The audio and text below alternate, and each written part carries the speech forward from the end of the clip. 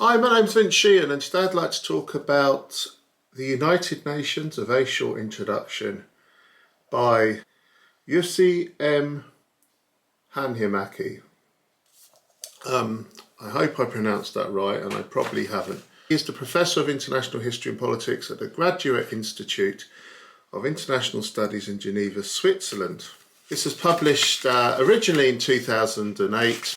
It received its second edition in 2015. And of course, this is such an important subject. The UN gets its fair amount of criticism, doesn't it? But I guess we also really need it, don't we?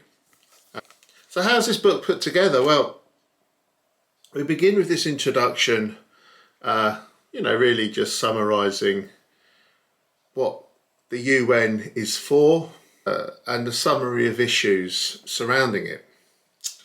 And then we go into chapter 1, which is, I guess, about the history, how the United Nations grew out of the League of Nations after the Second World War. But there was these high ideals at the time for this League of Nations to stop something like the Second World War happening ever again. But then, of course, the League of Nations died away to be replaced by United Nations, and although World War III hasn't happened yet, and hopefully it would never happen, there's certainly been many conflicts since. And what is the UN's role in all this, which is, I guess, is explored further in the book. Chapter 2 is about the various bodies within the UN. It's such a labyrinthine organisation, so many other groups within this umbrella term, United Nations. And we go through a brief discussion of their roles, such as the Security Council, the General Assembly, Secretariat, the International Court of Justice, and the Economic and Social Council.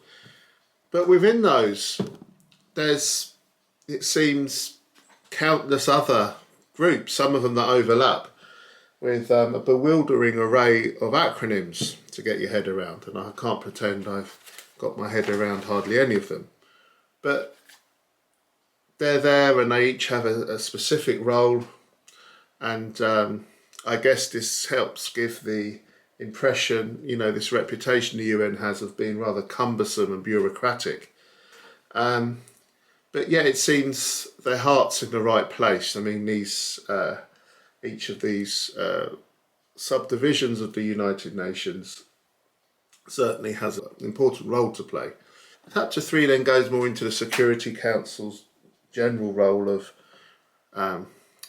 helping to broker peace throughout the world, or forestall violent conflicts, or indeed help reach peace in particular situations.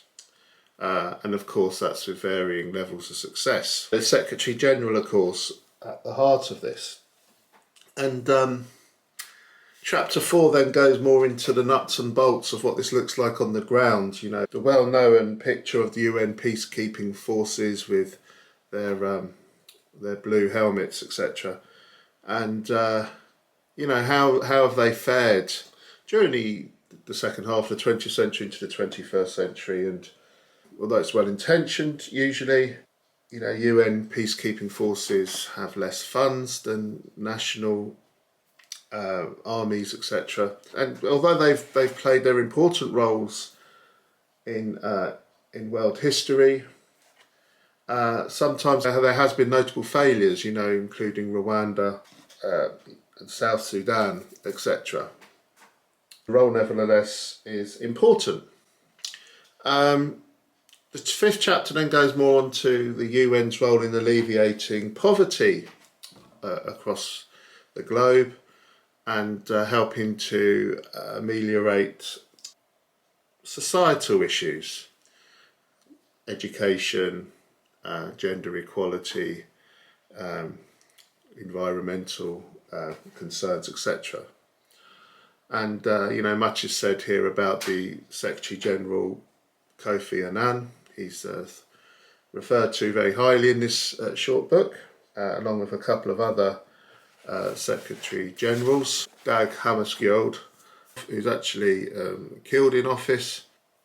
But yeah, you know, again, intentions are good, and there have been massive strides, but you know, sadly, continuing conflicts are hampering those improvements. The final chapter is about the UN's role in upholding rights for every global citizen, of refugees as well. Obviously, you know, the UN formulated the International Bill of Human Rights based on the inherent dignity in every human person, which of course is sadly today still ignored by many nations or abused by many nations. But the UN, despite its failures sometimes, has a role in challenging countries about their human rights record. Ultimately, Hanhimaki comes to the conclusion that although the UN is in need of reform, it's rather cumbersome, bureaucratic, this creaking institution, it does have a role to play, a very important role to play. Thanks for watching, and please check out the slideshow describing what the chapters are about as well as the themes. Bye.